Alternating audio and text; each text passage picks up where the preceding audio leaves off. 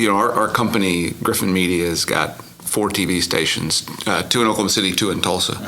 It's got an outdoor division, it's got a radio division in Tulsa, and a digital division on the media side of things.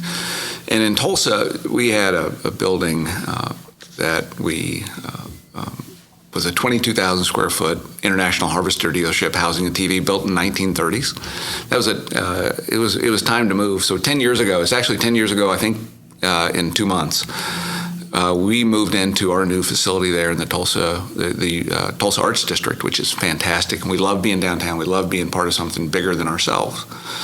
And it's a great building. We did it in working with George Kaiser and his group and building that out. But we knew we wanted to replicate that here in Oklahoma City, and they had an opportunity to purchase the Century Center, which we're renaming 100 West Main. Yeah. We figured the Century Center is kind of an old, dated name, and let's go through something cool. So we went online and looked around at cool buildings. They're all kind of named after the street, so it's 100 West Main. Yeah.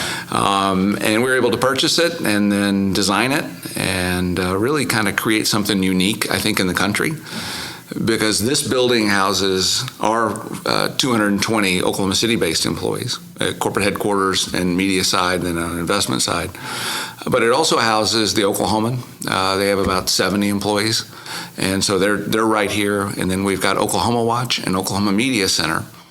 So those are the nonprofit journalists. So I think this is the first and only place in the country where you have for-profit and nonprofit journalists all in one kind of media hub. And it just happens to be in the heart of downtown, which I think is the most important corner of all of downtown, right here. Streetcars, we're in a conference room, streetcars running by. You've got the Myriad Gardens here. You've got Prairie Surf across the street, which someday maybe could be the new Paycom arena if that comes up. Yeah. So it's everybody, all of our employees are just ecstatic to be here. It's to hear the energy. When you and I were walking in, Bobby Miller, our 4 p.m. anchor, was handing out cookies to all our neighbors, which is that's how excited our team is about just being down here and being in part of Oklahoma City. Yeah, and as great as the old, the old building is, out in, northeast Oklahoma City, kind of tucked away, you are in the thick of it now, aren't you? We are in the thick of it, but that left a problem because we were in that building for 70 years, and it's a great building, but it's not a modern, contemporary workspace. And in today's world, when you're recruiting people and the way our company's evolved, you really need to have a modern workspace. So it was announced last week that we're donating that building to Langston University, which is the furthest west historically black college. They have a journalism program, and we are connected to them through various people in the city, and we announced that we're donating that building, all of the broadcast equipment that we're not bringing here, which was most of the stuff we're doing here is brand new. So almost a fully functional television station to them. They're going to move their journalism department there, and it's actually drawn lots of national attention. Gail King from CBS got wind of it, and she's interested in doing a story, and there's a lot of nonprofit Inasmuch Foundation, where I'm a board member.